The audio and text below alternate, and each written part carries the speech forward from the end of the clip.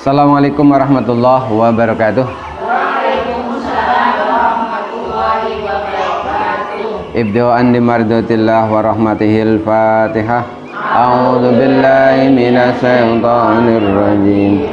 Bismillahirrahmanirrahim. Alhamdulillahi rabbil alamin. Ar-rahmanir rahim. Maliki yaumiddin. Iyyaka na'budu wa iyyaka nasta'in. Ihdinas siratal mustaqim. Siratal ladzina an'amta 'alaihim ghairil maghdubi 'alaihim waladdallin.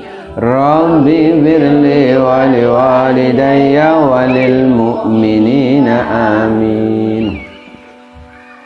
Alhamdulillahirabbil alamin. Nahmaduka Allahumma kama amartana an nahmad wa nusalli wa nusallimu ala sayyidina Muhammadin wa ala alihi wa ashabihi wa tabi'in wa tabi'ihim bi ihsanin ila yaumiddin, amma ba'du.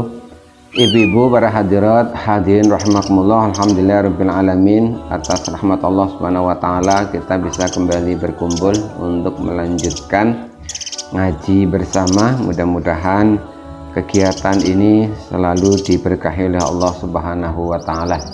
Salam dan salam tak lupa kita haturkan pada junjungan kita Nabiullah Nabi Agung Muhammad sallallahu alaihi wasallam.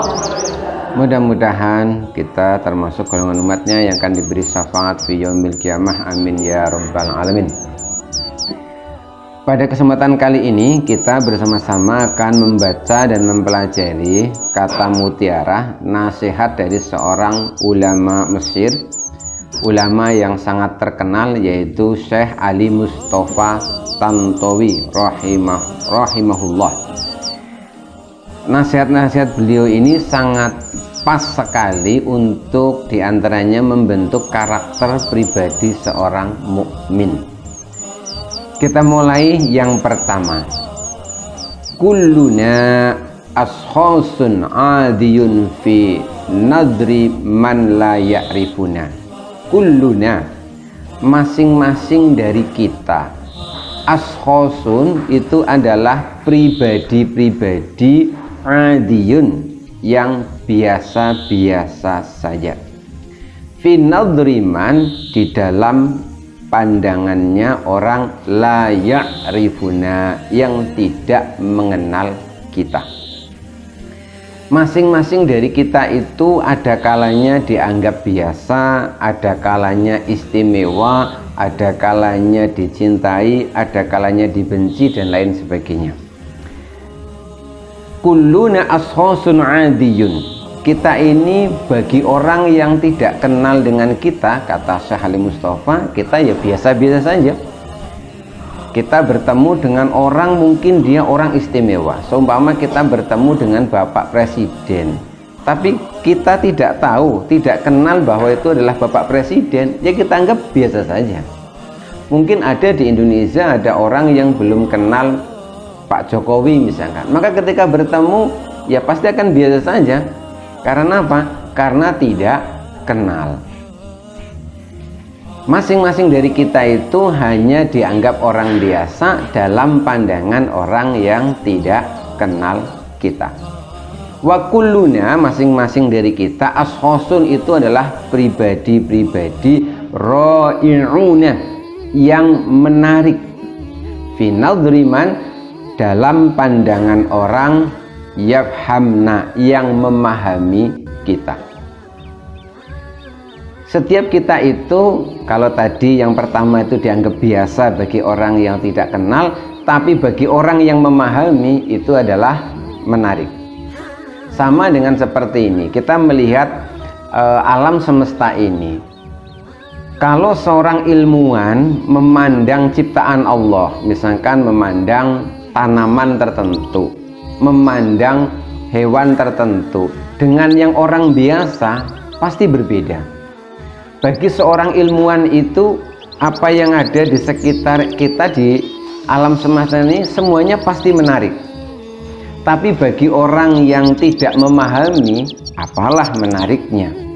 Makanya Quran tuh banyak menyuruh kita itu berpikir, menyuruh kita bertadabbur. Afala tatafakkarun, afala ta'qilun, afala tatadabbarun. Kenapa? Karena hanya bagi orang-orang yang memahami saja, maka ciptaan Allah ini benar-benar menarik, benar-benar mengandung banyak keajaiban.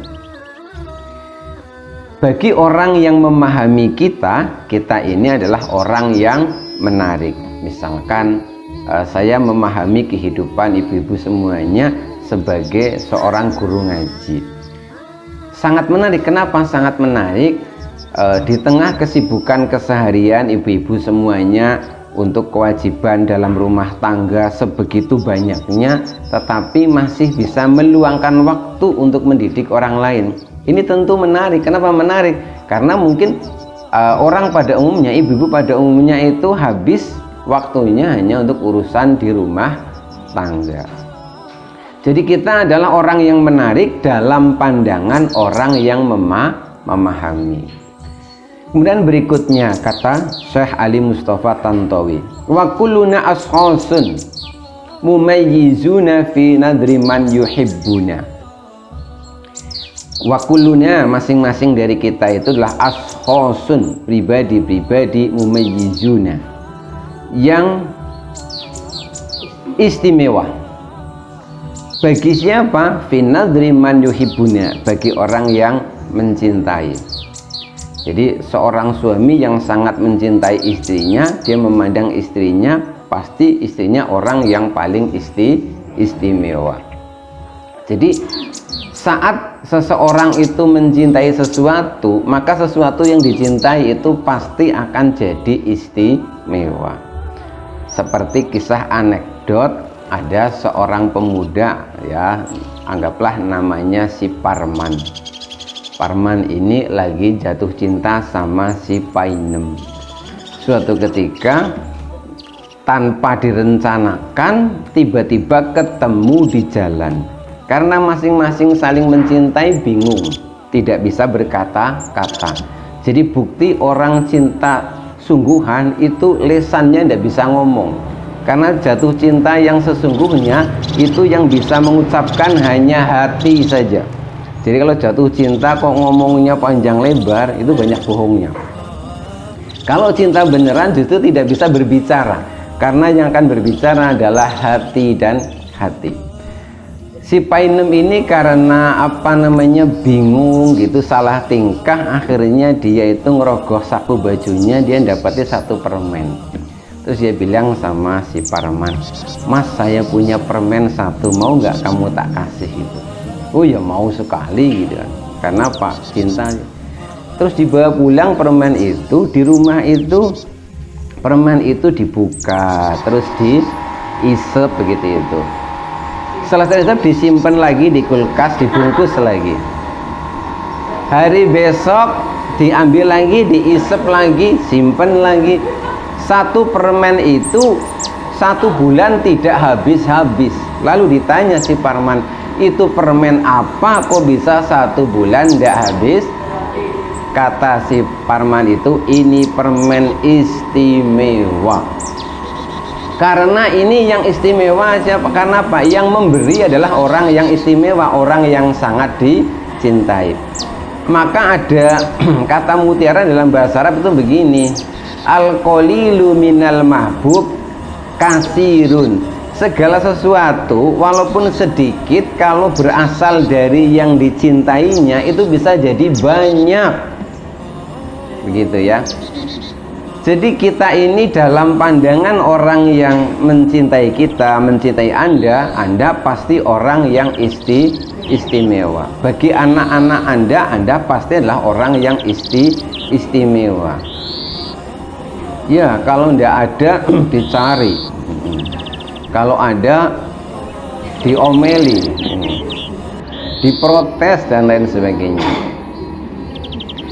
Berikutnya kata Syekh, wa kulluna, masing-masing dari kita itu ashkhasun, pada saatnya menjadi pribadi yang maghruruna, yang menjengkelkan, fi nadri man yahsuduna, bagi orang yang hasud, orang yang iri kepada kita. Naudzubillahi min dzalik. Jadi karena apa? Orang yang hasud itu rasa bencinya itu kemudian menutupi semuanya. Seperti kisah anekdot seekor monyet itu dia itu kepengin memetik buah durian tapi dia tidak bisa, pohonnya terlalu tinggi, dia nggak bisa naik. Terus dia bilang sama teman-temannya, durian itu tidak enak itu. Padahal dia saja yang dengki, dia pingin bisa tapi dia nggak bisa dapat. Akhirnya dia bilang jelek-jelekin bahwa durian itu tidak enak. Nah, sebagai manusia kita pun sama. Jadi kita itu akan menjadi pribadi orang yang dianggap menjengkelkan oleh siapa? Oleh orang yang punya hasud, rasa dengki kepada kita. Berikutnya wa kulluna ashasun sayyi'una. Masing-masing dari kita, ashasun itu pribadi, orang, sayyi'una yang dianggap jahat, dianggap buruk, fi nadriman yuhakidu alaina, orang-orang yang iri atau dengki. Misalkan kita ini jangan ikut-ikutan ya, jangan ikut-ikutan. Mari kita jadi orang yang, yuk kita lihat siapapun dari sisi baiknya. Kalau kita lihat misalkan di YouTube itu kan begitu banyak orang itu mudah mencela, memaki, nyinyir ke orang lain. Kurang apa misalkan baiknya presiden kita, misalkan Pak Jokowi kan, jalan tol di mana-mana tuh dibangun. Tapi orang yang nyinyir, yang tidak mengakui keberhasilannya, ya tetap banyak saja. Siapa mereka? Ya mereka kebanyakan adalah orang-orang yang iri dengki kepada beliau. Jadi semua orang baik sekalipun itu pasti akan kelihatan buruk dalam pandangan orang yang tidak suka. Rasulullah Nabi Muhammad SAW, kurang apa baiknya Nabi kita itu, tetapi dalam pandangannya orang-orang Yahudi, orang-orang Nasrani, orang-orang Bani Israel, Nabi Muhammad itu sangat jelek dalam pandangan mereka. Apa sebab Bani Israel itu sangat dengki kepada Rasulullah? Ternyata alasannya sederhana. Karena mereka itu mengharapkan Nabi akhir zaman itu satu keturunan dengan mereka, sama-sama Bani Israel. Kalau bisa ya keturunan Nabi Yakub alaihissalam lah. Nabi Yakub ini kan putranya Nabi Ishak seperti itu ya.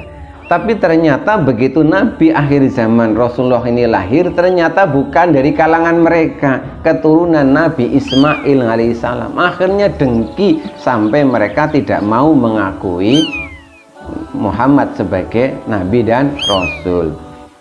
Makanya di Quran itu disebutkan orang kafir itu ada dua macam. Innal ladzina kafaru min ahlil kitabi wal musyrikin. Yang pertama itu yang kafir itu adalah dari kalangan ahli kitab. Maksudnya apa? Pengikut nabi-nabi terdahulu, pembaca kitab-kitab terdahulu. Kenapa mereka dikatakan kafir? Padahal mereka masih percaya Allah, percaya surga, percaya neraka, percaya malaikat dan iblis. Karena mereka itu menolak Nabi Muhammad. Gara-gara apa tadi? Gara-gara iri tadi. Jadi Nabi Muhammad yang akhlaknya sebaik-baik akhlak itu pun dianggap tidak baik di mata mereka. Sampai ada cerita begini. Jadi sepeninggal Nabi Musa alaihissalam, ini Bani Israel itu kan pernah mengalami penindasan. Jadi Bani Israel ini dijajah oleh seorang raja yang sangat kejam, yaitu yang bernama Jalut atau Goliat begitu kan ya.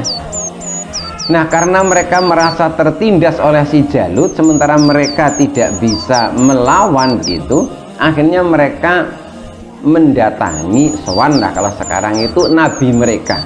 Pada waktu itu nabinya adalah Samil, ada yang menyebut juga Samuel. Ini gimana, kita ini ditindas terus-terusan oleh si Jalut. Engkau kan nabi, cobalah mohon pertolongan kepada Allah agar mengirimkan juru selamat, begitulah intinya begitu. Akhirnya dikabulkan permintaan mereka. Allah pun memilih seorang pemuda yang akan menjadi raja untuk memimpin Bani Israel itu. Raja itu akhirnya namanya si Tolut, begitu ya. Siapa Tolut. Tetapi awalnya mereka itu menolak, tidak mau dipimpin oleh si Tolut. Kenapa? Sepele alasannya, karena si Tolut ini ketika ditelusuri nasabnya itu bukan keturunannya si Yehuda. Yehuda ini siapa? Yehuda ini salah satu putranya Nabi Yakub alaihissalam, keturunannya banyak. Sedangkan si siapa tadi? Si Tolut itu ternyata keturunannya Bunyamin. Kan sama-sama anaknya Nabi Yakub sebenarnya. Bunyamin ini adiknya Yusuf alaihissalam. Yehuda ini sebenarnya putranya Nabi Yakub yang mengotaki rencana pembunuhan Nabi Yusuf. Ditolak itu akhirnya, walaupun akhirnya setelah Tolut ini membawa bukti, kalau zaman dulu itu ya mujizat lah, dia membawa tabut itu kotak peninggalannya Nabi Musa alaihissalam yang di dalamnya itu ada tongkatnya Nabi Musa dan kitabnya lah. Seperti itu. Akhirnya mereka baru mau. Tapi awalnya mereka itu menolak. Kenapa? Karena dengki tadi. Dengki bahwa si Tolut ini bukan dari kalangan mereka. Hingga akhirnya Tolut ini kemudian memiliki salah satu prajurit yang juga hebat, perkasa. Itulah Nabi Daud alaihissalam. Kemudian punya anak Nabi Sulaiman alaihissalam. Jadi begitu. Likulli syahsin wakulna ashonsun sayuna, masing-masing dari kita pun itu ada kalanya menjadi pribadi yang jahat di mata orang yang dengki. Selanjutnya kata Syekh Ali Mustafa, likulli syahsin nadrotuhu, pada akhirnya setiap orang punya persepsinya masing-masing. Likulli syahsin nadrotuhu fala tata'ab nafsaka lituhsina indal akhirin. Karena setiap orang itu punya persepsinya masing-masing, maka nasihatnya saya ini, tidak usahlah Anda berlelah-lelah untuk tampak baik di mata orang lain. Tidak usah kita tuh capek-capek pingin ben diarani wong begini biar dianggap orang seperti ini. Karena apa? Kita mau seperti apapun, orang tetap punya penilaian masing-masing. Apa terus kalau kita sudah jadi guru ngaji, ahli ibadah, terus semua orang akan menganggap kita istimewa? Belum tentu. Nah, maka yakfika ridallahu anka ridun nas hoyatun la tudrok. Maka cukuplah yakfika, cukuplah bagimu. Apa yang cukup bagimu? Ridallahu, ridhonya Allah saja. Cari ridhonya Allah. Angka untukmu ridhon nas hoyatun la tudrik. Sedangkan mencari ridhonya manusia ini tidak usah jadi tujuan. Cukup kita cari ridhonya Allah, tidak usah nyari ridhonya manusia. Cukuplah kita nyari penilaian dari Allah, tidak nyari penilaian dari manusia. Terakhir sang Syekh memberikan nasihatnya, waridallahu ghayatun la tutrok fatruk ma la yutrok wa adrik ma la yutrok. Sedangkan ridho Allah adalah tujuan yang tidak boleh ditinggalkan, maka tinggalkanlah apa yang tak bisa kau capai dan fokuslah pada sesuatu yang tidak boleh ditinggalkan. Prakteknya bagaimana dalam kehidupan sehari-hari? Tadi kan kalau kita lihat macam-macam orang tadi kan, ada orang yang anggap kita biasa, ada orang yang anggap kita istimewa, ada orang yang anggap kita itu baik, ada yang anggap kita buruk. Artinya bahwa kita ini harus memandang orang-orang kita ini masuk kategori bagaimana. Misalkan begini, kita punya keluarga kita ini harusnya kan orang yang istimewa. Jadi jangan sampai kita itu hanya ngejar kepengin dipandang baik oleh orang lain, tapi kita lupa keluarga kita. Maaf, misalkan ibu-ibu itu kan kadang-kadang misalkan harus berangkat ke satu pertemuan, padahal nggak ada yang kenal, harus berdandan rapi, cantik dan seterusnya. Sementara ketika dengan suami sendiri begitu apa tidak? Tidak. Harusnya para suami di rumah itu lebih istimewa mana dengan orang yang ditemui di pasar atau di tempat kondangan? Lebih istimewa mana seharusnya? Iya kan? Kita itu bertemu orang yang tidak kita kenal, maaf loh ini ya, kita bertemu orang yang tidak kita kenal, kita kepengin dipandang hebat, kita kepengin dipandang wah, kalau orang itu tidak kenal. Kalau dipikir untuk apa kan seperti itu ya? Buat apa kita mencari pengakuan, nyari perhatian kepada orang yang tidak kenal? Mendingan kan kita lebih baik memperhatikan, menjaga baik apa yang kita kenal, saling kenal dengan kita. Di jalan itu orang tidak kenal kita, di pasar orang tidak kenal kita. Jadi mestinya penilaian kita itu jangan sampai dikendalikan oleh orang-orang yang tidak kenal sama kita. Jangan sampai nilai diri kita itu dikendalikan, diatur oleh orang yang tidak kenal sama kita. Saya diajari prinsip sama guru saya itu begini, kita hidup itu tidak akan pernah bebas dari orang yang nyinyir dengan kita, orang yang nyinyir, orang yang tidak setuju, orang yang mengkritik dan seterusnya. Dari tahun 2004 saya sudah menulis buku. Anda tahu kalau menulis buku itu siap dikritik banyak orang. Kenapa? Ada bukti tulisannya. Tapi kalau kita hanya lesan kan kita bisa berkilah, aku nggak pernah bilang begitu. Tapi kalau kita menulis, kita tidak bisa mengelak, kok ada bukti tulisannya, begitu itu. Jadi dari tahun itu sudah mulai menulis sudah dinyinyir orang, sudah dapat separuh sudah dinyinyir orang, sudah selesai pun masih dinyinyir orang, tidak ada habisnya. Tetapi saya ingat pesan guru saya begini, kalau kau hidup mendengarkan orang-orang yang berkata-kata negatif, padahal mereka sedikit pun tidak pernah ikut berperan dalam hidupmu, celakalah kau. Celakalah kau kalau kau menyerahkan hidupmu kepada orang yang tak pernah bertanggung jawab terhadap masa depanmu. Mulai saat itulah saya mulai berpikir, saya mau dikritik, tapi yang mengkritik harus guru saya, orang yang membimbing saya setiap saat. Saya mau dikritik dan sebagainya, tapi harus orang-orang yang peduli dengan saya. Loh, kalau orang yang tidak peduli itu kan bahaya, enggak? Bahaya. Kalau kita mungkin mengkritik santri kita, bacaan kurang bagus, kita kan peduli, memang kita membimbing. Tetapi kalau membimbing tidak pernah, membantu tidak pernah, terus tiba-tiba nyinyir sama Anda, menyalahkan Anda, terus tiba-tiba Anda sedih, kenapa sedih, aku dibilang begini-begini seterusnya. Nah, maka nasihat Syekh Ali Mustafa ini sangat pas sekali untuk bisa kita jadikan pedoman. Jangan berkecil hati kalau kita diremehkan orang yang tidak dikenal. Jangan berkecil hati kalau kita dipandang rendah oleh orang, biarin saja. Baik tidak berharga atau tidak, biarlah itu urusan Allah Subhanahu wa Ta'ala. Makanya dalam agama ini kita diajari ikhlas. Ikhlas itu dalam ilmu logika itu termasuk logika tingkat tinggi. Maksudnya tingkat tinggi itu bagaimana? Jadi kalau orang itu dalam setiap amal perbuatannya itu bisa ikhlas, itu beres semuanya.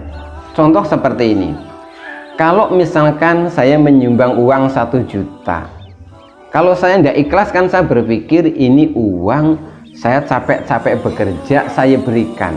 Tapi ketika ada orang ikhlas menyumbang hanya karena Allah, kan yang dia pikir begini, ini aku punya duit karena aku bisa bekerja, yang memberi aku sehat bisa bekerja siapa? Allah. ini aku dapat uang karena aku punya ilmu begini sehingga ilmuku dihargai. Yang kasih kita ilmu itu siapa? Semuanya kan yang kasih kita adalah Allah. Kita mulang, keren jadi ustazah, jadi ustadz, bisa mulang.